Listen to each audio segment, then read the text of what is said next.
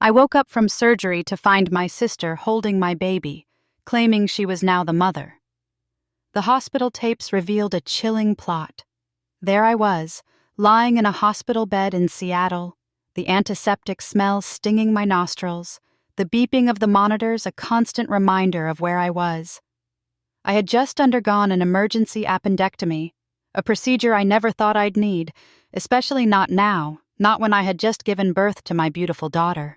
The surgery was supposed to be routine, a quick fix to get me back on my feet, but it left me feeling like I had been run over by a truck.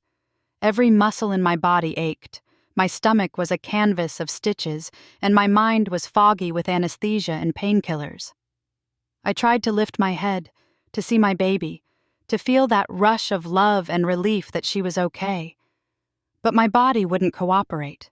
It was heavy, unresponsive, as if I were still trapped in a dream. Instead, the first thing I saw was Sarah, my sister, sitting in the chair next to my bed, cradling my daughter in her arms. She was rocking her gently, too gently, like she had been doing it for hours. The sight of it sent a chill down my spine. Sarah looked up at me, her eyes filled with a strange mix of warmth and something else, something I couldn't quite place. She smiled, a smile that didn't reach her eyes. "She's calling me Mom now," she said softly, brushing her fingers over my baby's cheek. My brain struggled to process what I was hearing. "What?" I croaked, my voice weak and hoarse. Before I could even begin to understand what was happening, Tom, my husband, stepped into my peripheral vision. He stood next to Sarah, his arms crossed over his chest, his gaze avoiding mine. "It's better this way," he said, his voice calm, too calm, like this was a decision we had all agreed upon. My stomach twisted, my head pounded. My baby was inches away from me, but Sarah was holding her like she belonged to her.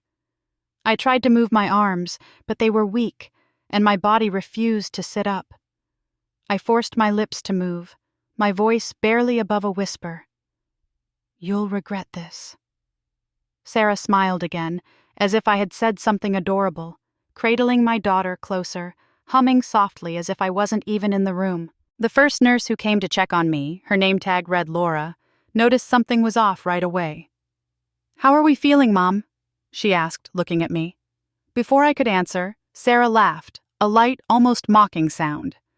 "Oh, she's fine," Sarah said, still rocking my baby. "She just needs rest." Laura's polite expression didn't change, but I saw the shift in her eyes. She looked at me, and I must have looked like a wreck. Helpless, scared, confused. "Would you like to do skin to skin?" Laura asked me gently. My heart leaped. Yes, that's what I needed. My baby needed me. But before I could even open my mouth, Sarah answered for me. "Oh, I already did that while she was out," she said, her voice dripping with false concern. "I already did that." My blood ran cold. Laura's head snapped toward her. "I'm sorry?" Sarah smiled, the warmth returning to her eyes. "She needed that connection, for bonding. I read about it." There was a long silence. Then Laura turned to Tom. "Sir, is this the mother?" she asked, pointing at me. Tom hesitated, and I don't know what was worse. Sarah acting like my baby was hers, or Tom hesitating. Finally, he sighed. "Yes," he muttered. "But we talked about it. It's just better if Sarah takes care of the baby for now." We talked about it? What the hell was he talking about? Something changed after that conversation. The nurses became more present, more watchful. They didn't say anything outright, but they were paying attention now. As the room filled with a tense silence, I could feel the eyes of the nurses on me, their expressions a mix of concern and suspicion. Sarah continued to rock my daughter, her grip tightening as if she sensed the shift in the atmosphere. I tried to muster the strength to speak, to demand my baby back, but my voice was still too weak, my body too drained from the surgery. Laura, the nurse, stepped closer to me, her voice low. "Emily, do you need anything? Can I get you some water?" I nodded weakly, and she left the room, but not before giving Sarah a long, hard look. The door clicked shut, and the room felt smaller, the air heavier. Sarah turned to me, her smile now gone, replaced by a look of determination. "You should rest, Emily. You've been through a lot." I wanted to scream, to tell her to give me my baby, but all I could manage was a whisper. "Why are you doing this?" Sarah's eyes flickered with something dark, something I had never seen before. "I'm doing what's best for her," she said, her voice firm. "You're not in any condition to take care of her right now. I can. I will." My mind raced, trying to piece together the puzzle that was unfolding before me. I remembered Sarah's unusual interest during my pregnancy, how she would offer to help with everything, how she insisted on being present for every doctor's visit. Now it all seemed like part of a plan, a sinister plot to take my place. Laura returned with a cup of water, her gaze shifting between Sarah and me. "Here you go," she said, helping me take a sip.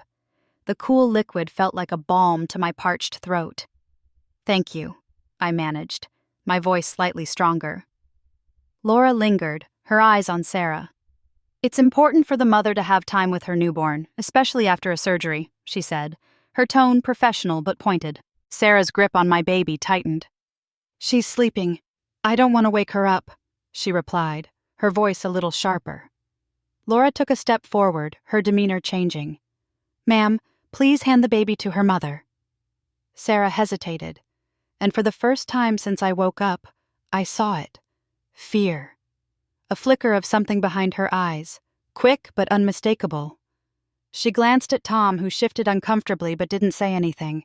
Laura didn't wait for permission. She reached forward and gently took my baby from Sarah's arms. Sarah sat there, frozen, as if something had been stolen from her.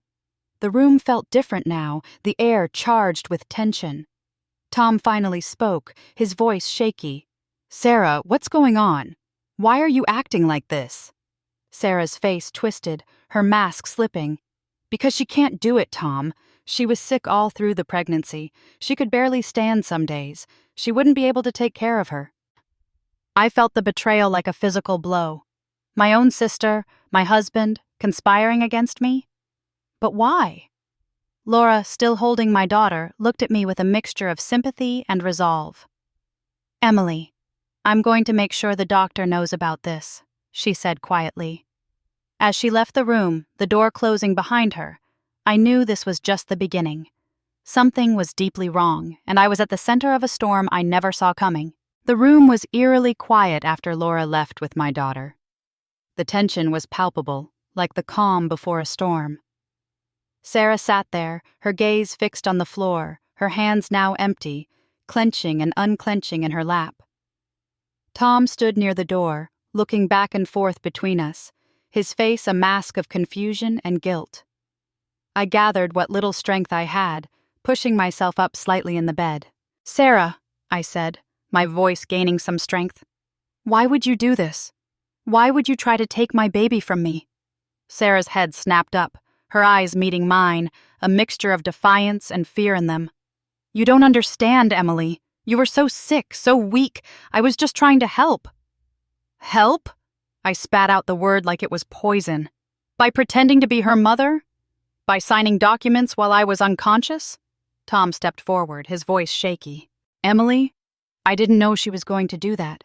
I thought she was just helping out while you recovered."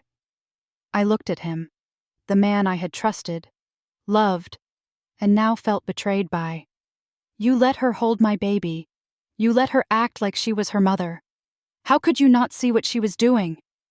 Tom's face flushed with shame. I thought it was temporary. I thought—" "You thought wrong," I interrupted, my voice rising. "This isn't temporary. This is my baby, and I'm her mother." Sarah's facade began to crack. "You were too weak, Emily. I was doing what was best for her. You can't even sit up without help." I felt a surge of anger and determination. "I might be weak now, but I'm her mother. I will always be her mother. You had no right." The door opened, and Laura returned with a security guard. "We need to talk," she said, her tone serious. "There's been a situation with the paperwork." The security guard stepped forward, his eyes on Sarah. Ma'am, I need you to come with me. We have some questions about the documents you signed. Sarah's face paled, her eyes darting around the room as if looking for an escape. I was just trying to help, she stammered. Help?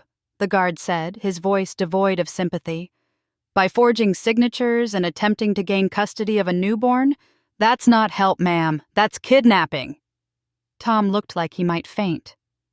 Kidnapping? Sarah, what have you done? Sarah stood, her hands shaking.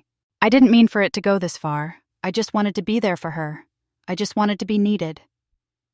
I watched her, feeling a mix of pity and anger. You could have been there for her, Sarah, as her aunt, not as her mother. The guard took Sarah gently by the arm, leading her out of the room.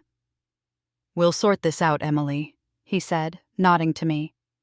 I'm sorry for what you've been through. As the door closed behind them, the room felt empty, the silence deafening. Tom sat down heavily on the chair Sarah had vacated. Emily, I'm so sorry. I had no idea she would go this far. I turned to face him, my heart heavy. I trusted you, Tom. I trusted both of you. This isn't just about Sarah. You let this happen. He hung his head, unable to meet my gaze. I know. I'll do whatever it takes to make this right. I didn't respond. I couldn't. My body was weak, my heart broken. I needed to focus on my daughter, on our future, not on the betrayal that had just unfolded. Laura returned, my daughter in her arms, and placed her gently in my arms. The weight of her, the warmth, brought tears to my eyes. I looked down at her, my world, my reason for fighting. You're safe now, I whispered, my voice breaking. I'll never let anyone take you from me again. The room was filled with a soft, comforting silence as I held my daughter close, her tiny fingers wrapping around mine. The events of the past hours felt like a surreal nightmare, but with her in my arms, I felt grounded, real. Tom sat beside me, his head bowed, his hands clasped together as if in prayer, but I knew he was just trying to process everything. Laura, the nurse who had become my unexpected ally, came back in, her expression softer now. I've spoken with the hospital administration. They're reviewing the situation, and they've assured me that Sarah won't be able to sign anything on your behalf again. I nodded, my gratitude for her intervention unspoken but deeply felt. Thank you, Laura. I don't know what would have happened if you hadn't noticed. She smiled warmly. It's my job to look out for my patients, and your baby needed her mother. Tom finally looked up, his eyes meeting mine. Emily, I'm going to talk to the police, explain everything. I'll make sure Sarah gets help, not just punishment. I sighed, the weight of betrayal still heavy on my heart.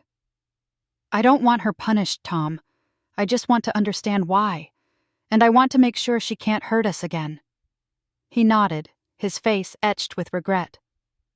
I'll do everything I can to fix this. I promise. As the day wore on, the hospital staff kept a close watch over us. The security guard returned to inform us that Sarah was being held for questioning, and they were considering charges of attempted kidnapping and forgery. The doctor came in to check on me, his face grave. We're going to keep you here for observation a bit longer, Emily, just to make sure you're recovering properly, and we'll ensure your daughter stays with you. I felt relief wash over me. Thank you, doctor. Later, when we were alone, Tom sat beside me, his voice low. I've been thinking, Emily, maybe we should consider therapy. For us, for Sarah, to understand what happened and why. I looked at him, seeing the genuine concern in his eyes. Yes, we need to heal. All of us. The next day, a social worker came to speak with us, ensuring that my daughter was safe and that I was capable of caring for her. They were thorough, but their presence reassured me that the system was working to protect us. As the days passed, Sarah was allowed to visit under strict supervision. She looked broken, her usual vibrancy gone, replaced by a quiet remorse. Emily, I'm so sorry, she whispered, tears in her eyes. I didn't mean for it to go this far. I just felt so useless. I listened, my heart softening. Sarah, you're not useless. You're my sister. But you need help. Real help. She nodded, her eyes downcast. I know. I'm going to get it. The therapy sessions began, and slowly the pieces of our fractured family started to come together. Sarah was diagnosed with a severe case of postpartum envy, a condition where she felt an overwhelming need to be a mother, driven by her own struggles with infertility. With time, understanding, and professional help, we found a way to move forward. Sarah was never allowed to be alone with my daughter, but she was allowed to visit, to be part of our lives in a way that was safe for everyone. Months later, as I sat in our backyard watching my daughter play with her toys, I felt a sense of peace. Tom was beside me, his hand in mine, our bond stronger for having weathered the storm. Sarah was there too, sitting at a distance, her eyes filled with a mixture of love and regret. She was healing, we all were, and the trust was slowly being rebuilt. I looked at my daughter, her laughter filling the air, and felt a profound sense of gratitude. We had faced a darkness, but together we had found our way back into the light. The sun was setting, casting a warm, golden glow over our backyard. The air was filled with the scent of blooming flowers, and the laughter of my daughter, now a year older, played like music in the background. Life had settled into a new rhythm, one of healing, understanding, and cautious trust. Sarah, now a regular but supervised visitor, sat on the porch, her eyes following my daughter's every move with a mixture of joy and wistfulness. She had made significant progress in therapy, and while the wounds of the past were still healing, there was a palpable sense of hope. Tom, who had been working tirelessly to rebuild our trust, walked over with a tray of lemonade. "Thought we could all use a drink," he said, offering glasses to Sarah and me. I smiled, taking the glass. "Thanks, Tom." Sarah accepted hers, her voice soft. "Thank you." The conversation flowed easily, a testament to how far we had come. "How are you feeling today, Sarah?" I asked, knowing that some days were still harder for her than others. She took a deep breath, looking out at the yard. "Better. I've been focusing on my own journey, trying to find peace with my own path. It's not easy, but I'm getting there." I nodded, understanding the weight of her words. "We're here for you, Sarah. Always." Tom chimed in. "We've been talking, and we think it might be good for you to start volunteering at the Children's Center. It could be a way to channel your maternal instincts in a healthy way." Sarah's eyes lit up, a spark of her old self shining through. "I'd like that. It would be therapeutic, I think." As the evening deepened, my daughter came running over, her tiny hands outstretched. "Mama, look what I found." She presented a dandelion, its seeds ready to be blown into the wind. I took it from her, smiling. "Let's make a wish together." We closed our eyes, made our wishes, and then blew the seeds into the air, watching them drift away like tiny parachutes. Sarah watched, her expression thoughtful. "I wish for forgiveness, from myself and from you," she whispered, more to herself than to us.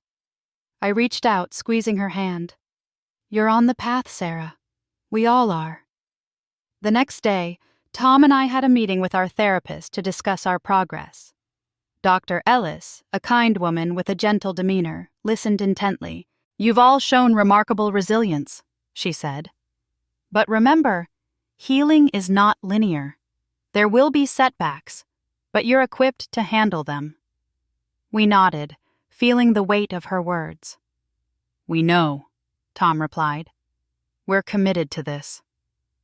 As we left the session, I felt a sense of empowerment. We were not just survivors of our past, we were architects of our future. Months turned into years, and our lives continued to evolve. Sarah became a beloved volunteer at the Children's Center, where she found joy in helping others. She even started her own support group for women dealing with infertility, turning her pain into a beacon of hope for others. My daughter grew, her laughter a constant reminder of the beauty in life. Tom and I grew closer, our bond strengthened by the trials we had overcome together. we decided to renew our vows, a ceremony not just of love but of resilience and commitment. On the day of the vow renewal, surrounded by friends and family, I looked at Sarah, standing beside us, her smile genuine. "Thank you for being here," I said, my voice thick with emotion. She hugged me, her voice steady. "Thank you for giving me a chance to be part of this family again." As we said our vows, I felt not just the love for Tom, but a profound gratitude for the journey we had all taken. We had faced darkness, but together we had found our way back into the light, stronger, wiser, and with a family bond that was now unbreakable. The ceremony ended with laughter, tears, and the promise of new beginnings. As we danced under the stars, I knew that life would bring more challenges, but we were ready. We had faced the storm and emerged not just intact, but transformed, ready to embrace whatever the future held. The years had woven themselves into a tapestry of our lives, each thread representing a moment of joy, sorrow, growth, and healing. Our daughter was now a vibrant young girl, her curiosity and spirit lighting up our home. Sarah, having found her own path, had become an integral part of our extended family, her presence a reminder of the transformative power of forgiveness and understanding. One crisp autumn morning, as the leaves turned into a riot of colors outside our window, Tom and I sat at the kitchen table, planning a surprise for our daughter's upcoming birthday. "What do you think about a camping trip?" Tom suggested, his eyes lighting up with excitement. I smiled, thinking of the adventures we could have. "That sounds perfect. She'll love it." As we discussed the details, Sarah entered, her arms laden with groceries. "What are we planning?" she asked, setting the bags down.